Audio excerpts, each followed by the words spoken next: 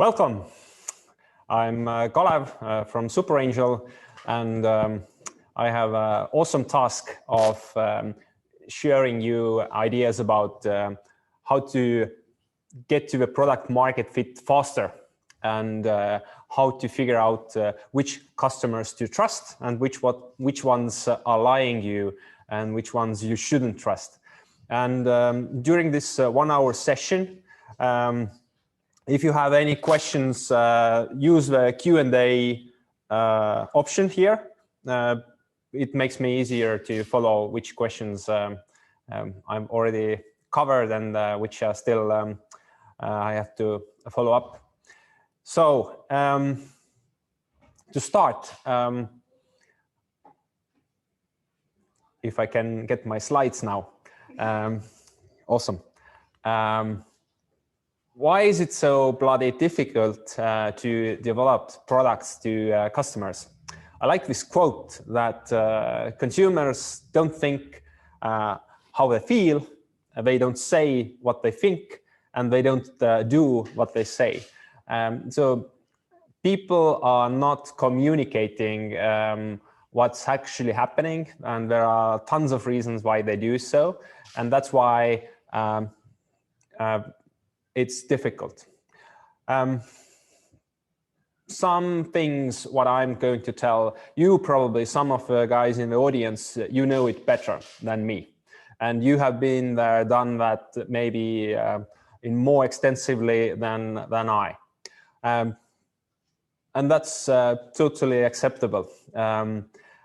What I'm going to do is to share a bunch of ideas and concepts from different people which have helped me to make sense how to get to a product market fit faster, and which have helped the other startups to figure that out for themselves and their own questions and approaches, how to get faster to figuring out how do I have to develop my product and offer it to the market and sell it in order to become big and successful.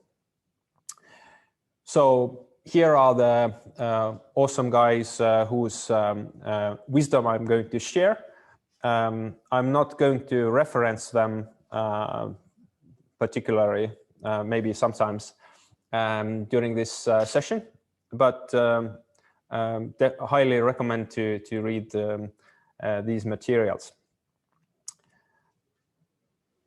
The question of any startup who is growing their business and who is wants to get to a next level is that how far am I from product market fit?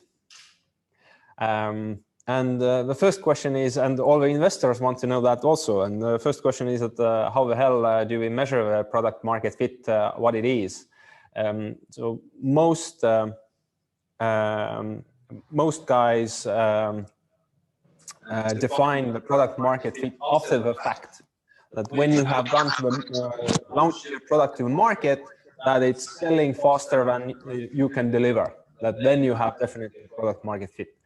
But it's pretty useless definition, because you would like to know it in advance, how far you are from a product market fit, and also you would like to figure out how to fine-tune or change something in your product or proposal before going to a market. And even if you go there, if there is no high skyrocket demand, what to do then?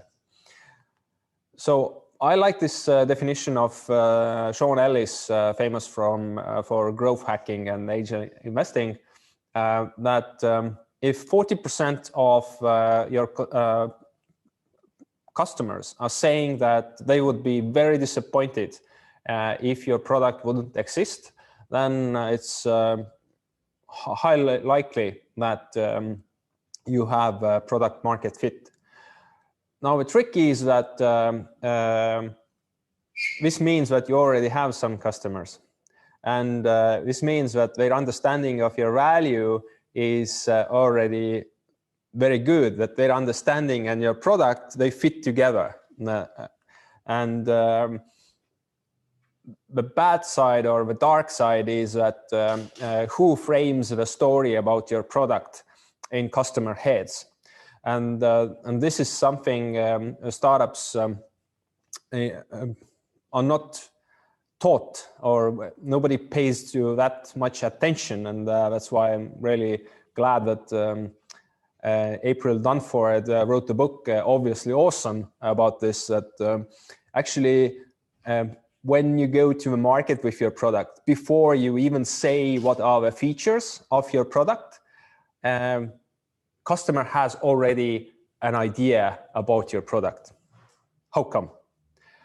Because when you go there and tell what type of product you are doing, what's the category of your product, then already a customer starts to compare it to something in their head.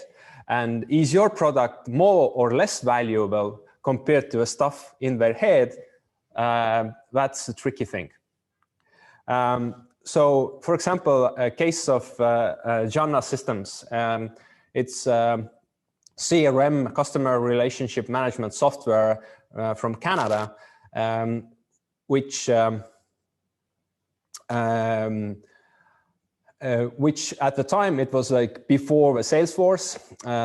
At the time they were competing for enterprise software on the enterprise software market, CRM market, with at that time the biggest competitor, Siebel.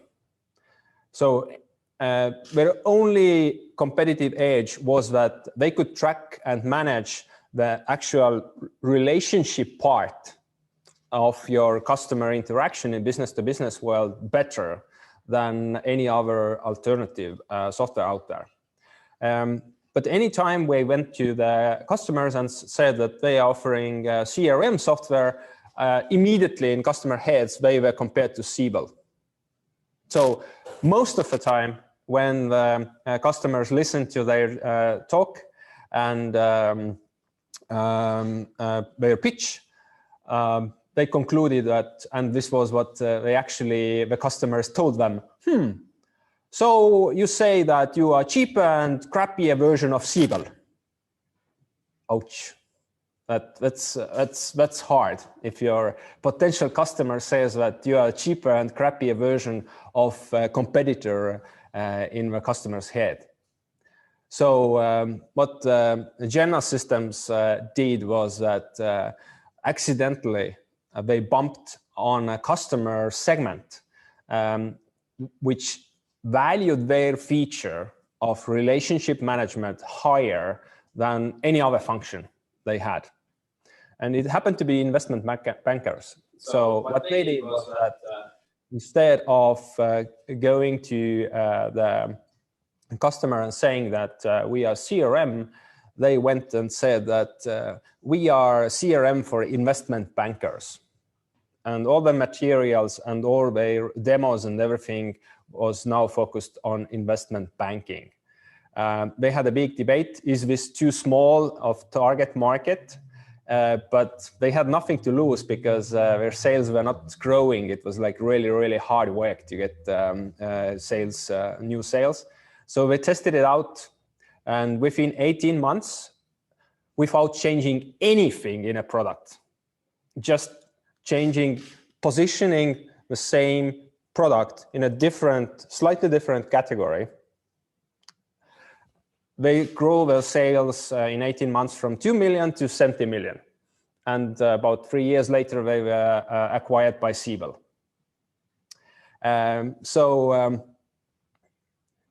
The trick of who frames the story, that you have to understand your customer enough to know that what story is already in your customer head, and if you go to present your product. And there's a good way that April Dunford offers how to look at the customers and markets in this way. First of all, are you competing on an existing category where there's no clear leader? That in high-tech industries, it's very common. For example, wearable smart glasses. Google glasses are most famous, but off the market. But there are other players on the market now. there's no clear leader. But most people don't know who's the leader there, even if there are like at least two producers I know of. The second option is that you want to build a new product category, and there's nobody. That you want to be the first, you want to be the leader in the new product category. This is much more riskier than being an existing category with no clear leader, because you have to educate everybody that this category has to exist, and you are the one who determines which features in this category have to be. And that's hard work. It's really, really hard. And the third one, it's somewhat even harder or somewhat easier, depending on how you solve it. That you are in existing product category and there is a clear leader.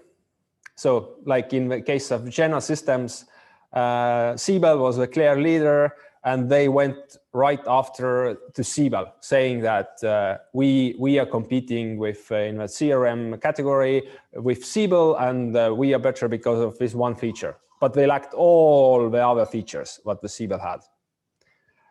So that's the wrong way of doing it. So when they finally selected a segment of the main market where the leader was very clear, it was much easier for them.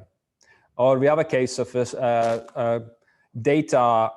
database company which created a database which was faster. You could do over multiple, like huge amounts of data, fast searches. And they said that they're a database company. Until they positioned themselves as a database company, it was very difficult. Nobody wanted to buy their product because they compared it to Oracle immediately. How are you better with to Oracle? And they went. There was no way they could be better than Oracle. But actually what they had was that they were framing it wrong. So what they actually at the end ended up promoting to customers and doing was that they say that we are a data warehouse company. And then everybody understood what they're doing, and nobody compared them to Oracle. So choosing wisely how, in which product category you position yourself, it requires that you understand the customers. It's not impossible to do without understanding the customers and listening to them. And most likely, your default, the way you define your product category you compete right now, the default option is not the best. Most likely, there are better ways of positioning your product. The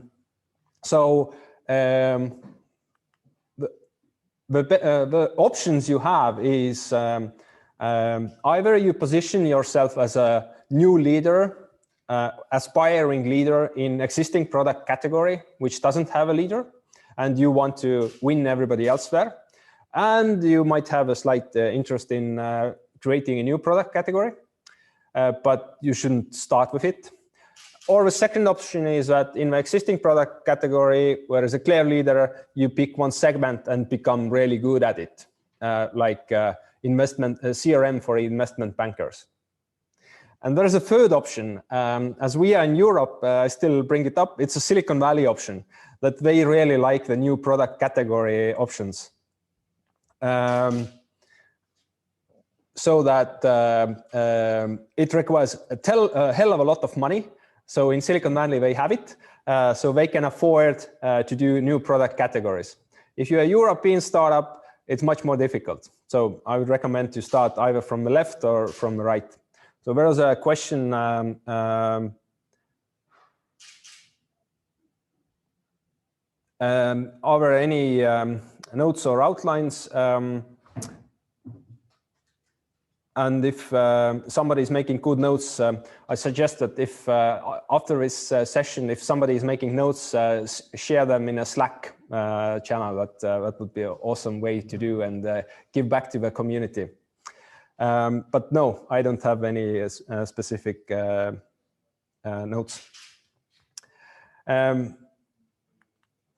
So whom should you listen that I just said that you can't figure out the right category and right positioning and right value proposal without listening to the customers. Whom should you listen? The classical approach is that in any market, there are innovators, early adopters, then there's a chasm that it's difficult to get from tech enthusiast to pragmatics, the early majority, late majority, and then you have laggards. The common wisdom is that you should talk to innovators and early adopters, because they are the ones who are looking for new solutions. They are eager to test out. They have tried different solutions. They can give you feedback, what are the most beneficial features and what are not. But actually, designers recommend that you should go for extremes, like extreme users and laggards. And the laggards part is intriguing. Why the hell should you talk to people who still use pen and pencil and don't even use Excel? And I'm selling a software. Why should I talk to these people? So as this is very intriguing question, I asked Kristi here today, as she has been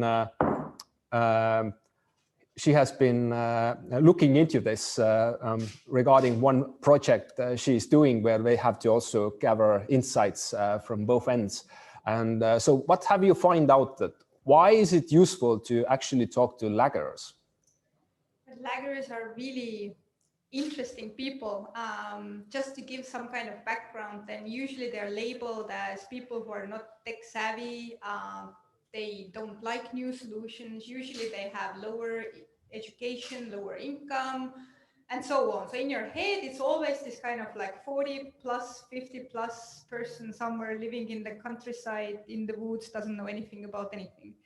But actually laggards can be like people among us, like definitely both me and you, we are laggards in some aspects. I can be really innovative in some of the things, but I can be a complete laggard. I was today thinking that maybe I should buy myself an Apple Watch. Like after how many years? So laggards have like different reasonings why they are laggards actually.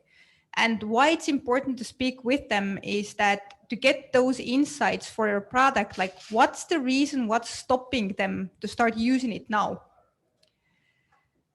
Usually what happens when we are developing a product is that we get really high tech. We are adding tons of features because we are validating the product. We are speaking with innovators.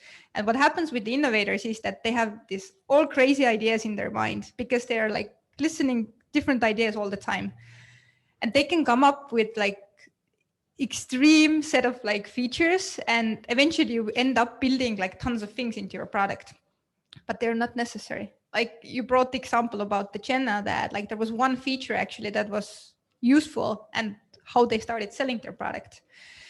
So it's important to speak with the laggards because statistically there has been several researches made. Laggards and innovators can actually come up with the same number of innovative and new product ideas. Oh, so that it's totally opposite of common understanding that the new ideas come from innovators and laggards, they have no ideas. It's not true at all. That's what they think themselves as well. But if the studies were conducted, then what came out was that actually that laggards and late adopters were able to come up with the same number of new product ideas.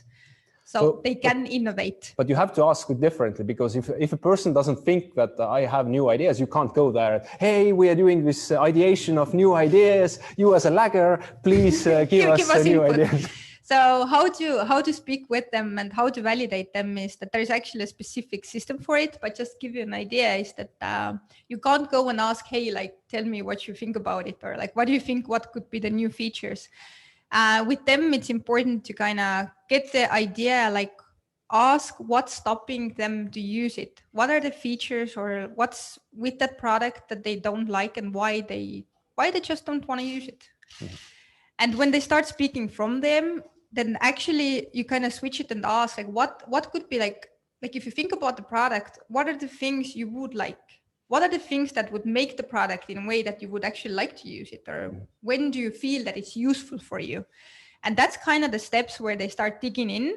And then you go next step further and you ask them that, hey, like if you can create the product like that, similar, like what would the things you would fix? What would you do differently? And then they will start creating the kind of new product, which is the same product. So the way with them, how to work is a bit different. They need a long short introduction. You need to warm them up and you just need to tell them that, hey, I just want to get your opinion about it. It is important to speak with them. Of course, you need to find the innovators, you need to find the early adopters in the beginning to get the feedback. But at the same time, it would be good to go and ask from the other people as well. Because what's important with them is that, like, if you think about the curve, then early adopters, innovators, they make up 50%. Rest of the 50% will be the late adopters and laggards. So basically 50% of your prospects are out there and you need to figure out how to sell them. They don't buy because there is a specific reason, but they will start buying at one point. So now it's important, like, how do you kind of figure out how to sell them, and maybe what's the thing you need to change on your product, or what are the features you need to bring out for them. The same thing that, like, with this customer management system, that there is a small tool that's actually useful for them. And they will become really loyal because they are not the clients who will jump from one thing to another. And they can become innovators as well, which was interesting. There was a good story, or the sample, that a guy who was using a TV that was, how do you call that? It wasn't the flat screen, it was like 20 years old. And eventually when it didn't work anymore, he was forced to buy a new one. And what happens with the people who are pretty loyal is that they make the research. And when they buy a new product, then usually they will buy the best on the market, the slimmest, the fastest, with the best features, because they know they want to keep it for a while. So from being a laggard, they become an innovator. So that's one of the reasons that we shouldn't, like, really disregard them. You can't go to them at first because they won't give you the valuable feedback, but you need to go to them. So that's my point. And I truly recommend to dig into the laggard and late adopter team, because there are really good articles, really good insights about it, like how to work with them and when is the right time to work with them and why you should consider, because there's 50% people. Can you share later, like, the articles that we could? Yes, I can send. I can send the links to the, like, articles, to some posts as well, and you can look into it. So just giving an idea, because I've been in sales for like 15 plus years, and that was an aha moment for me, like, some months ago. Very cool. With Kristi, we're going to meet also tomorrow for a sales workshop. Thank you very much for your awesome insights. And let's continue. Somebody asked, would the presentation available be for the download? Yes, we're going to share the presentation and also the recording of this session. So we know that start with tech enthusiast, but the laggards help you to keep a focus on simplicity. Not to become too overcomplicated, that it's later hard to shift for the rest of the 50% of your market. But no matter whom you ask, what you're looking for, and trying to figure out where to position who would be the best customers, it's this old thing that the problem, how big is the problem? But in the beginning, you don't want customers for whom it's a mosquito bite problem. That I scratch and it goes away. I can complain that the mosquitoes are terrible. It's awful. It's awful how they are biting, and I have to scratch, and it's awful. And when you ask that, there are already products that you can spray I better scratch. So you don't want the guys who actually are not looking for a solution, that are just complaining and making emotional overstatements how big this problem is. But when you actually ask how you are solving it right now, then it's not a big deal. You actually want the shark bite problems, that somebody has bitten off a leg and I have to get to the hospital fast, and there is no scratching can help me, that I actually need a fast, quick solutions. And I'm actively looking for who can help me, who can put my leg back. So you want these customers who have a shark bite problem. And then you have to validate it against that is the problem a right one to target, that it should be popular enough, it should be growing, it should be urgent. If it's expensive right now, that you can't just scratch it away. It's good. If it's mandatory by law, even better. And the most important part is the frequency, that how frequent it is. Why is it important? Even if a problem is huge, but if it happens only on every second year, then after 6 months, people kind of forget about it already, that it wasn't so bad. That the memory, the brain is built in this way that you won't remember like how hard it actually is. So you can actually sell your product on every second year exactly when the problem happens, when everybody are in the midst of it and I need some kind of solution. So it's a bad for a startup point of view, that if it's infrequent. If it happens every week, it's awesome, especially where there are some costs related to it. And you can't just scratch it away.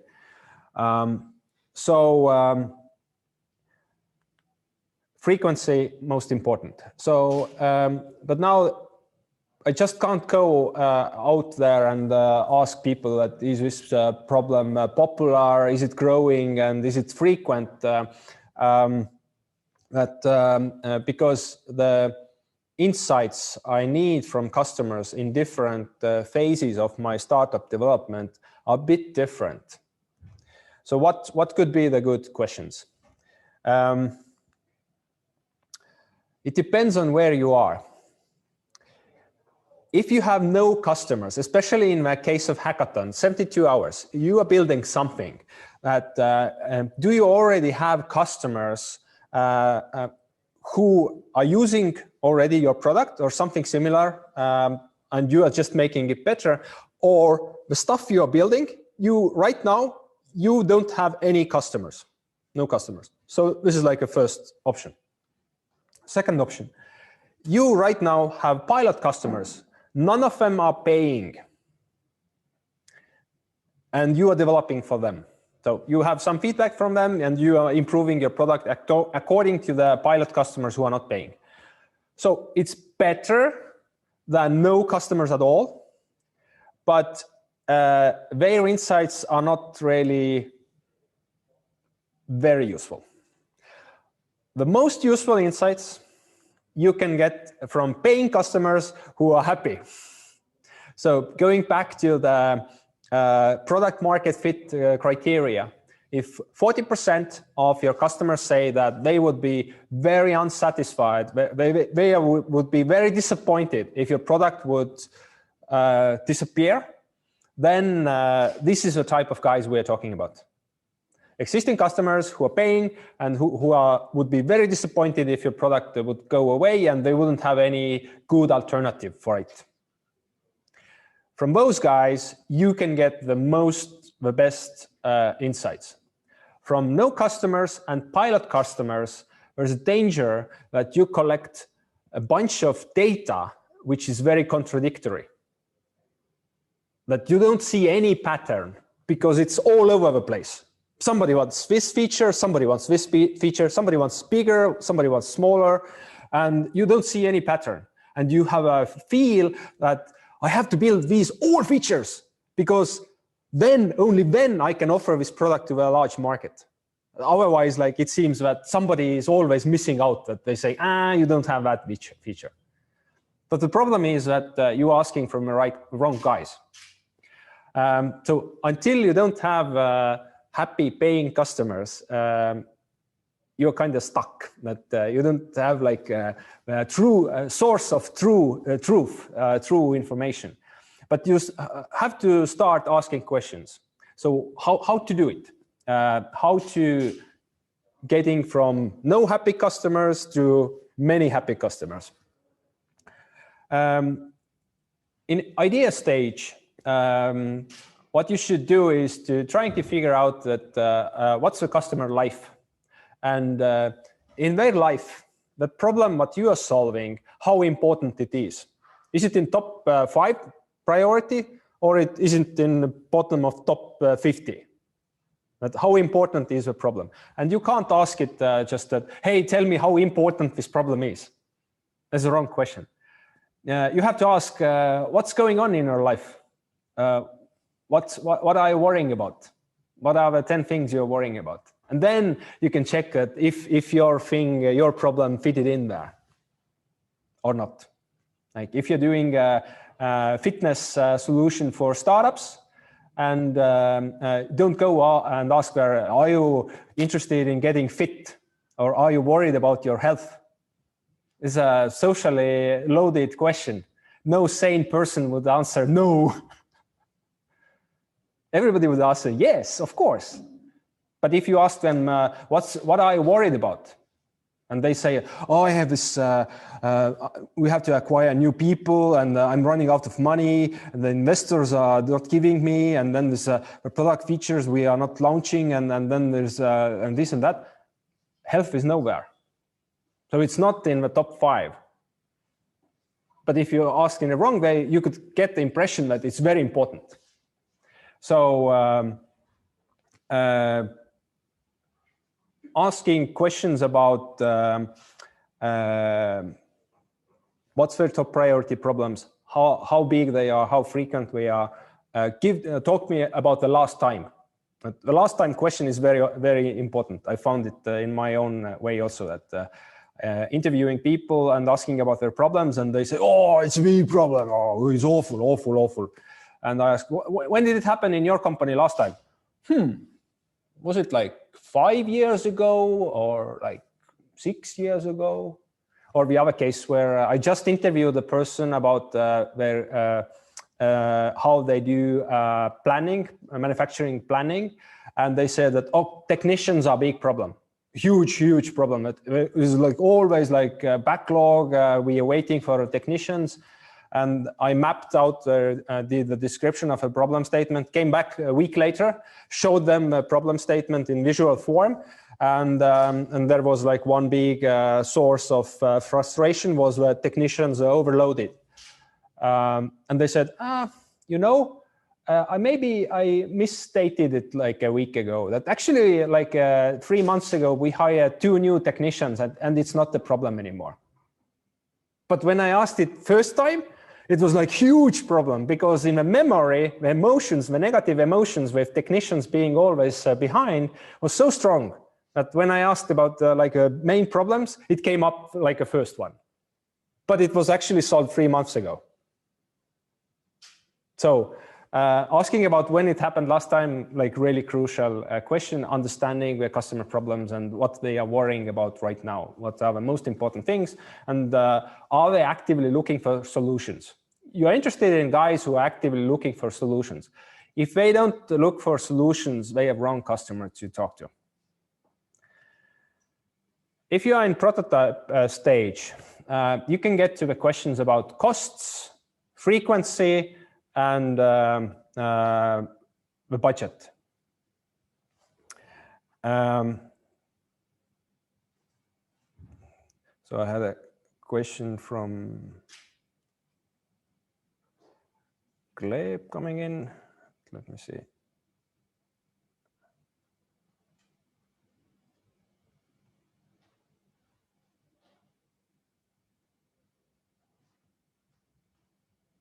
So how do you differentiate between underlying cause and symptoms? Memories tend to be misleading with patients and witnesses, for example. True. My best suggestion is ask about, let them tell the last time it happened and what they did eat, or when was the last time they actually looked for the solution and what did they come up with. That these are more fact-based questions to ask, and so the emotions shouldn't intervene so much in that case.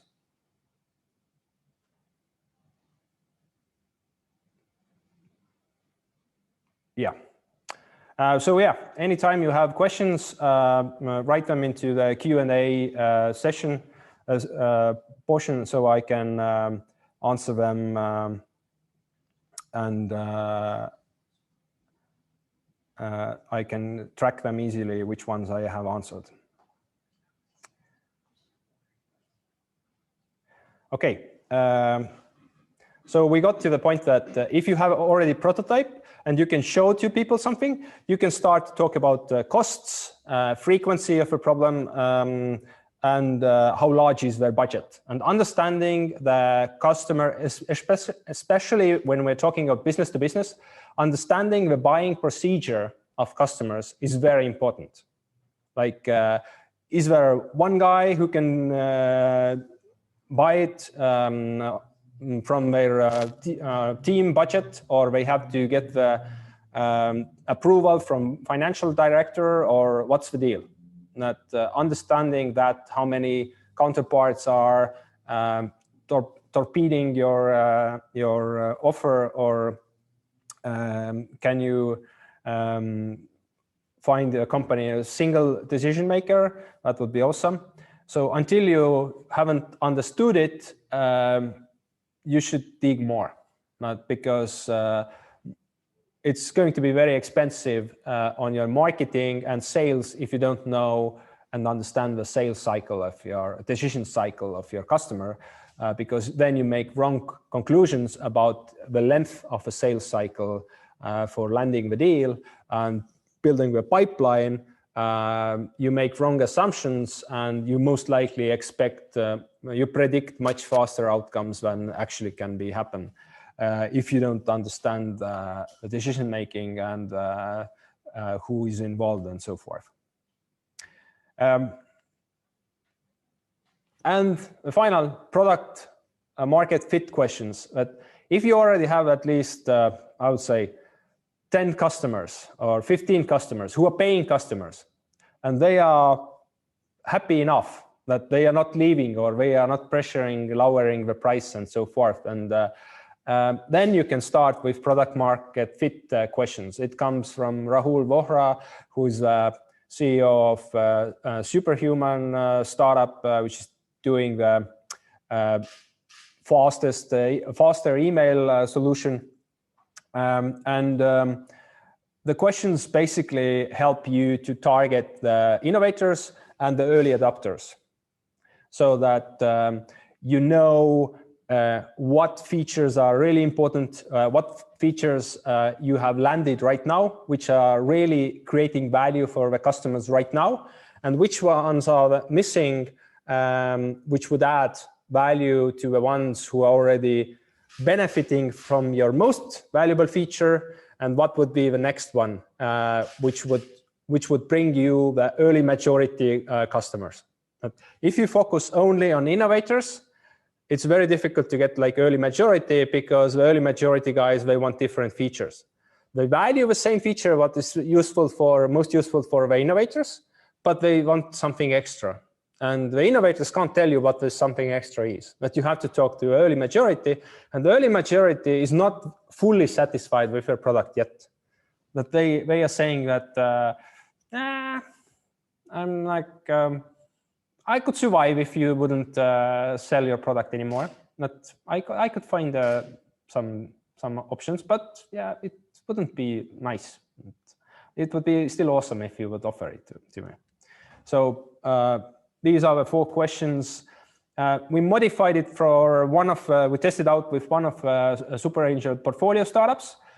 So I can tell that it actually worked. I was hoping that from their first 10 customers who are happy with the product, they get something new out of it. And they actually did. That the feature they thought that which was crappier than the other features and compared to competitors, this was actually the one which the customers liked the most.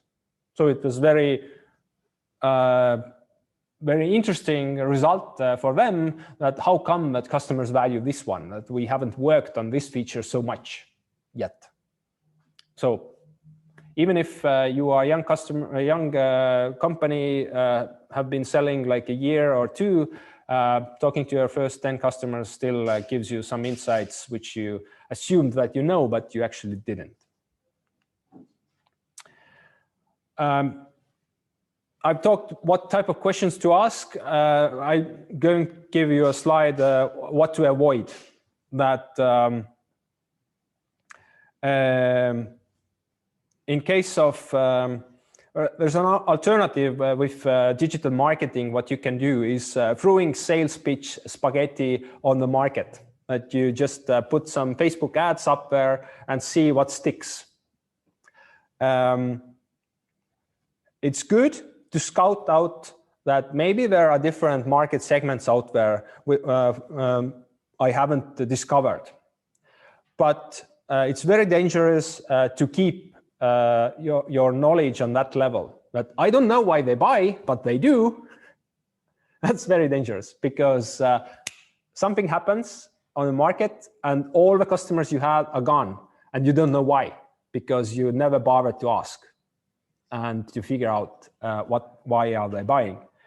Don't listen to all customers. If you listen to all customers, you have noise. So try to figure out who are the closest to the customers, who would be happy or whom you can make happy. And in the beginning, it's difficult. You will definitely have noise. You don't see any patterns, and you think that you're still doing everything wrong. That's given. That's the way how it goes. It's a learning process. And there's no easy way. You just have to paddle through it. It's like training your muscles. There's no easy way. You actually have to go and do some push-ups or something to get fit. So you actually have to do the tasks and learn through it. So there's a question. We are developing consumer to consumer. Our biggest concern is about the trust issue of users they might have while doing financial transactions. Any suggestions on how to overcome this? So shooting from my hip, what I would do is to look at the same customers you have. Do they in other markets or with other products, have they solved it, the trust issue somewhere else?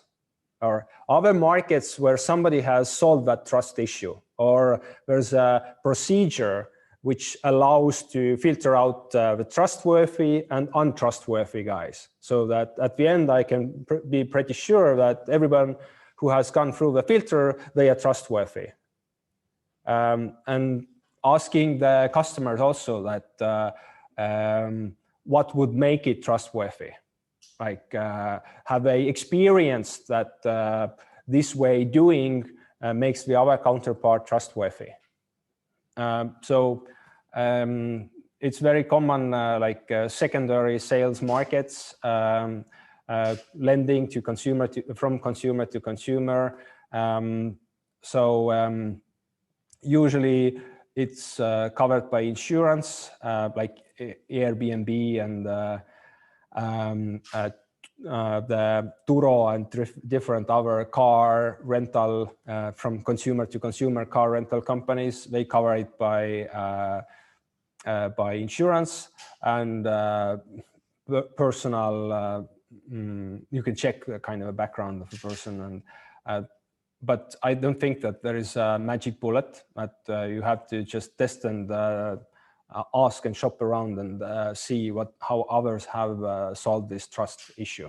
And customers can somewhat help you, but I think not much. That you have to find alternative situations where trust is built fast and how it's done in that instance. So can you copy it to your situation? Fuzzy answer, but hopefully it gives you some ideas. Okay, a few more things before we finish this session. That when you talk with customers, then there's a tendency that, and the logic is that you have to start from features.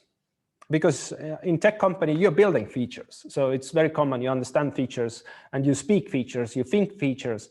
So it's obvious that you go to customers speaking features. The problem is that in the beginning, you actually should do it vice versa, that you should try to figure out what's the value your feature is going to give to the customer and validate with the customer that is the value important.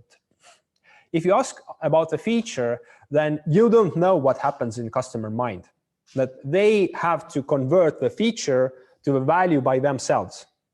And maybe they do it totally wrong because they are comparing this feature with God knows what. That they're comparing this feature with your competitors, and your competitors have it better, or the competitors don't have it, that's why they think the feature is useless. So you don't know it.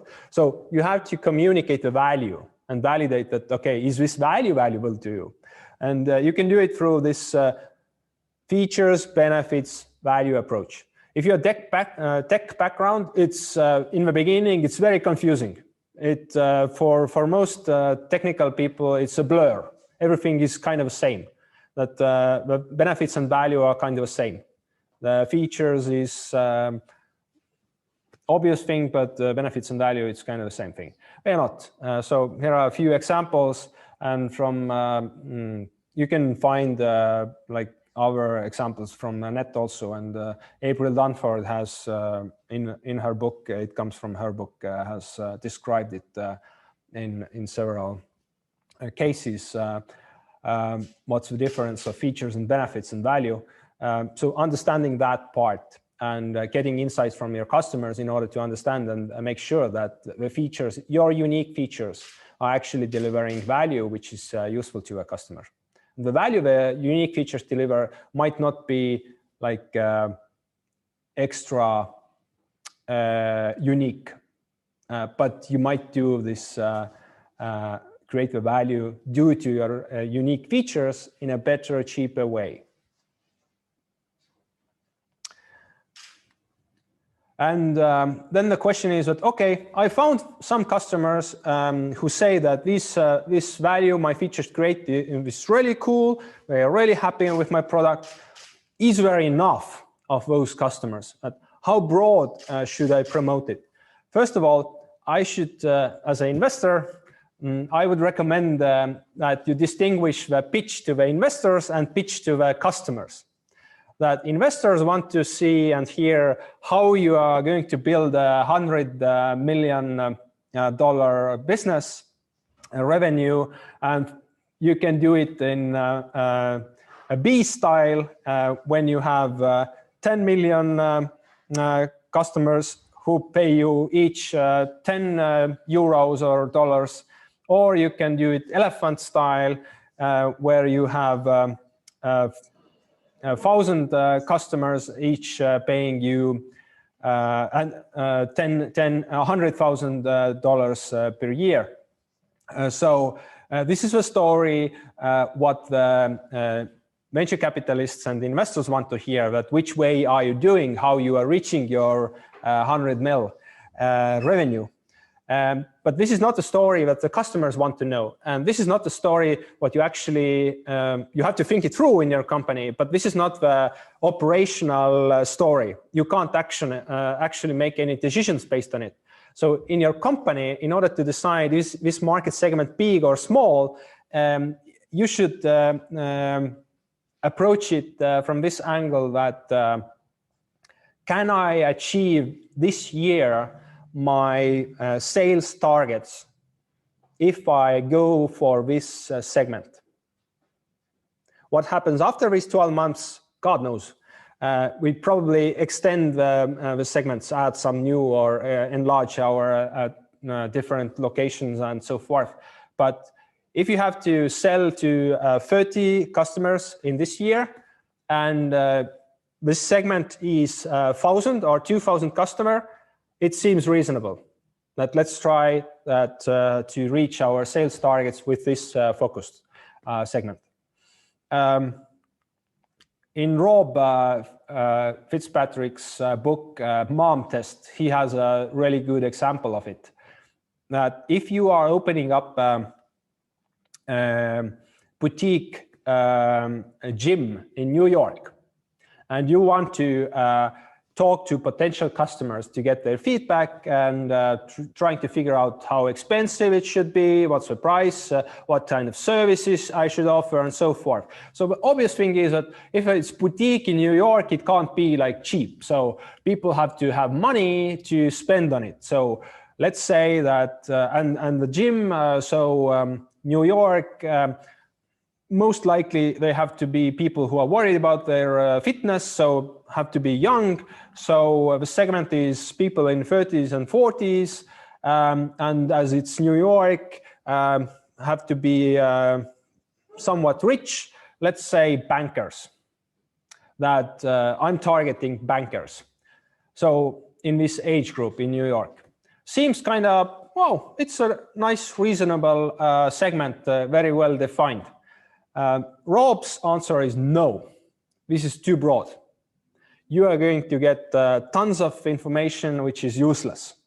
You have to go more specific and start with more specific questions, so that who has more pain? For whom, which behavior I would like to have to go to the boutique gym which offers something special. And he offers two more additional criteria. The guys who are training right now for a marathon, and the guys who try to do a training, some sessions during lunch. Very narrow.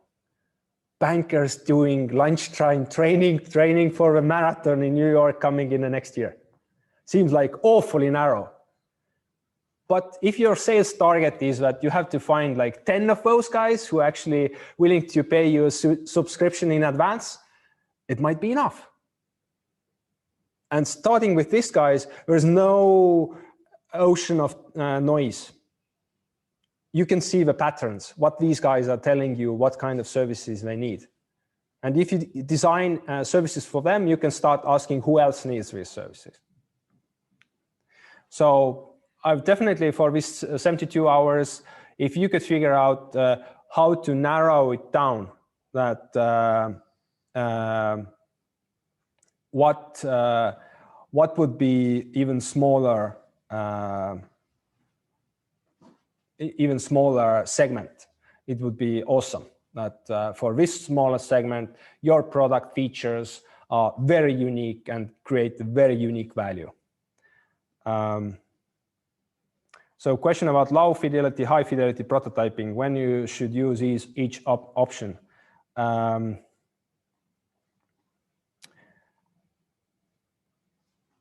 Let me think. Actually, I'm going to write it, the answer to it. I need to think about it. That I don't want to shoot blanks right now. Going back to my slide. Yes. So if this segment can give you the sales for the next 12 months, go for it. Here's my reading and listening list. First is a blog where I wrote about the different types of questions and explained what Rahul Vohra at Superhuman is doing regarding the testing the product market fit, and there are the links to our sources. There's a Masters of Scale podcast with Peloton. It's a really cool example of how to not give up, but it's only possible in US. That basically the founder talked with 400 funds and 1,000 angels over 3 years, and only every 1 out of 100 gave him money. But even with that low rate, he was still able to gather in 3 years $10 million. So I don't think you can do it in Europe, but you never know. I haven't heard anybody who has tried.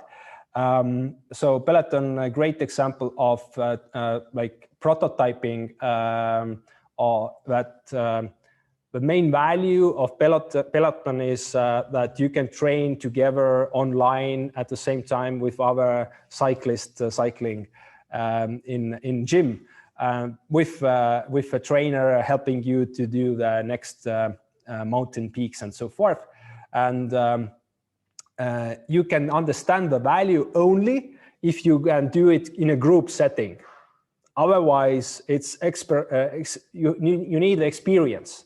So you can't do, like when the question was high fidelity, low fidelity prototypes, that if I understood it correctly, that in case of Peloton, if I had one machine, people didn't get it. Why is it useful? If I had a studio with 5 machines there and like a 10 or so out there at homes, then everybody who joined for training, they understood what's the point. So in some cases, you actually have to build the system in order to give experience. The 10 mil they collected, it was based on the vision. The people who believed in a vision, they were investing, but they didn't like understand it fully. Only if you had the possibility of sitting on a bike and going through this experience. I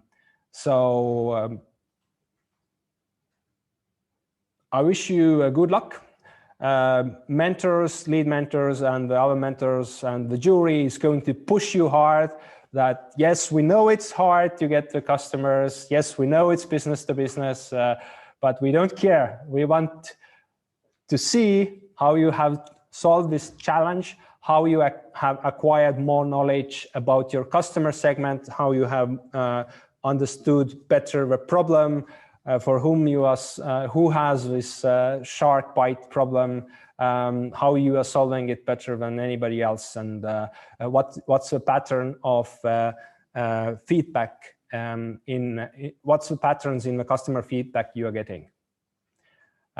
Good luck to you, and if you have any other questions, I'm going to share the slides and the recording of this in Slack. And if you have any questions, then shoot me in the Slack. Thank you very much, and push it through.